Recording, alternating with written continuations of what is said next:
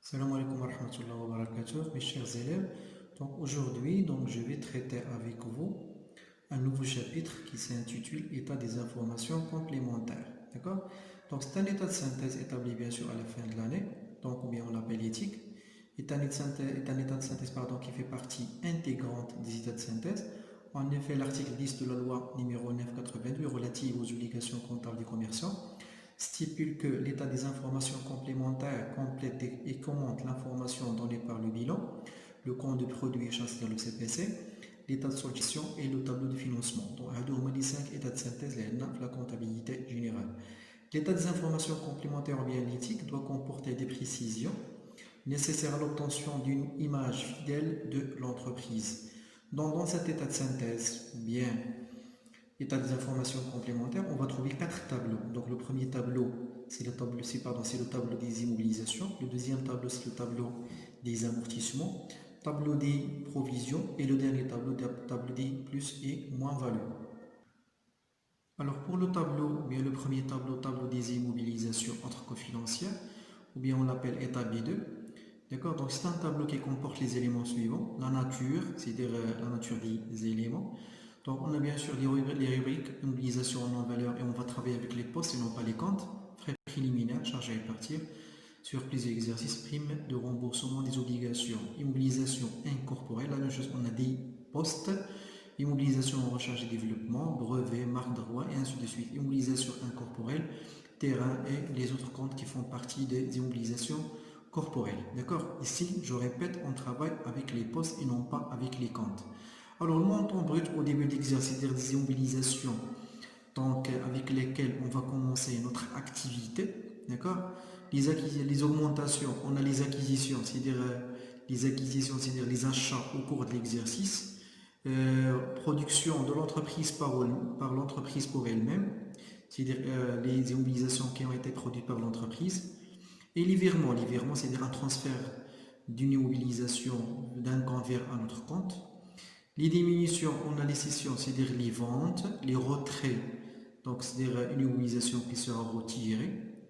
Et on trouve ici la plupart du temps donc, les immobilisations en non-valeur. Les virements, donc comme j'ai dit, c'est un transfert d'un montant d'un compte vers un autre compte.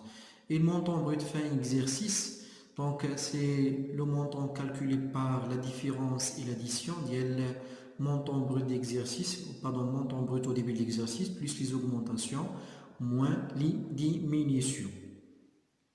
Donc une autre chose à ajouter dans ce tableau, donc on travaille uniquement avec les valeurs d'entrée. Je répète, uniquement avec les valeurs d'entrée.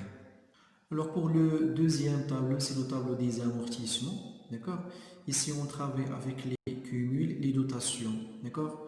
Les cumuls et les dotations. La même chose, on travaille avec les postes. Donc la nature. Donc on va trouver les mêmes postes. Les canaux. Le premier tableau, c'est le tableau des immobilisations. On a un tableau des amortissements. Alors le cumul d'amortissement au début de l'exercice, c'est-à-dire le cumul d'amortissement en N-1.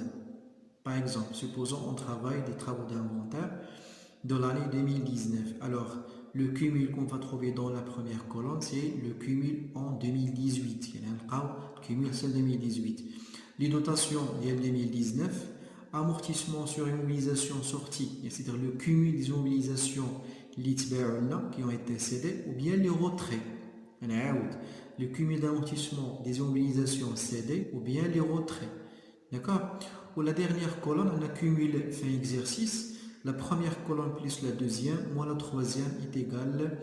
Donc le cumul d'amortissement fin exercice. Alors pour le troisième tableau, c'est le tableau des plus et moins-values. Bien sûr, ce tableau sera dressé lorsqu'on a des cessions. D'accord. Date de cession ou bien de retrait. D'accord. Le compte principal, ici on va présenter ou bien écrire le compte de l'élément cédé ou bien retiré du bilan.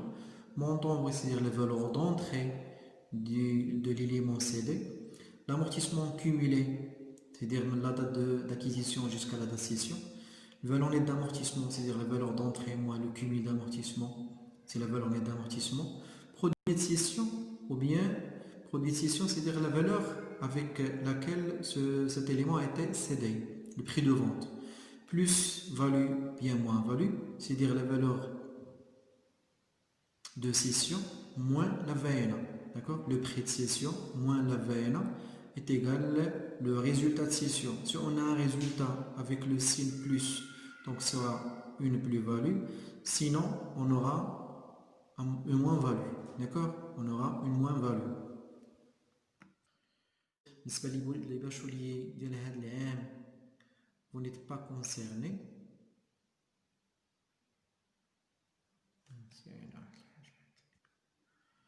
Alors, le dernier tableau, tableau des provisions. D'accord? Pour le tableau des provisions, dans ce tableau, on travaille uniquement avec les provisions. Il y a la valeur d'entrée, voilà, amortissement bien sûr. D'accord? Pour la nature, le premier élément, on a provision pour dépréciation de l'actif immobilisé. Alors, في هذا l'élément هذا كيكون عندنا ثلاثة ديال لي rubriques. تيكون عندنا les TP, c'est des provisions pour dépréciation des titres de participation.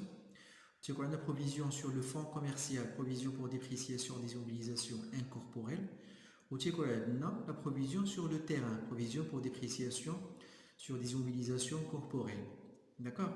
Pour les titres de participation, ce sont des éléments financiers. D'accord? Ce sont des éléments financiers, pardon. Pour le deuxième élément, provision réglementée, alors nous avons un programme qui s'appelle les bacheliers. D'accord? Les bacheliers, mais la provision réglementée, les cas de la rubrique 1.3. Le troisième élément, provision du rapport risque et charge, les cas de la rubrique 1.5. Alors, j'insiste sur les rubriques, les NRSL, les المأمورية باش تعمر. Alors, les درت les écritures comptables ديالي comme il faut, بلي كود ديالهم, ملي غنبغي نعمر في l'établissement ديال لو طابلو غتكون عندي ساهلة. Pour le sous-total, quand dire l'addition le premier élément plus le deuxième plus le troisième. Pour le quatrième élément, provision pour dépréciation de l'actif circulant. D'accord? Alors, fait l'élément, la même chose, c'est qu'on a les éléments. C'est qu'on a une provision sur les stocks, des provisions pour dépréciation des stocks. On a une provision pour dépréciation des clients comptes rattachés, c'est-à-dire les créances. Ou c'est quoi une provision pour dépréciation des TVP, c'est-à-dire les titres et valeurs de placement. D'accord? La même chose, c'est les titres et valeurs de placement des économies financières. D'accord? Ou les autres, on a normalement une d'exploitation, mais on peut l'examen ou l'exercice en grammes, que je vais vous non courant. Et dans ce cas-là, بالنسبة للcinquième élément, entre provision pour risque et charge, donc ce sont des provisions pour risque et charge, ولكن تيكونوا في la rubrique 4.5.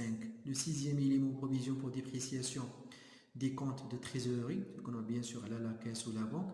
Donc حنا بالنسبة لنا les bacheliers ما عندناش هاد العام هذا. D'accord? Alors on chauffe les autres colonnes. Donc on a un montant brut au début de l'exercice. Il y a la provision de N-1, de l'exercice précédent. Les dotations, on a trois types de dotations, exploitation financière et non courante. Donc on l'exploitation. Normalement, les éléments اللي là, كلهم d'exploitation sauf deux éléments, شنو هما TP و TVP. ولكن يقدر يكون عندك في l'exercice يعطوها لك non courante، إذا خصك أنت تنتبه. داكوغ؟ يعني كيكتبوها لك بالغرام مثلا تيقول لك non courante. داكوغ؟ أو لا exceptionnel، يعني خصك تنتبه. La même chose, بالنسبة لا reprise عندنا exploitation financière و non courante. Financière، هاد les éléments اللي قلت قبيله تقدر تكون عندنا TVP و TP. بالنسبة les autres éléments, exploitation, تقدر يقولنا non courante. بالنسبة montant brut fin exercice, donc ناخدو la première colonne, c'est-à-dire le montant brut au début de l'exercice, كنزيدو عليه les dotations, يعني إلا عندنا بثلاثة كنزيدو بثلاثة، يعني exploitation financière non courante. وتنقصو منهم les reprises, exploitation financière non courante, باش كيعطينا le montant brut fin exercice. D'accord? J'espère بأن هاد la vidéo تفيدكم et à bientôt.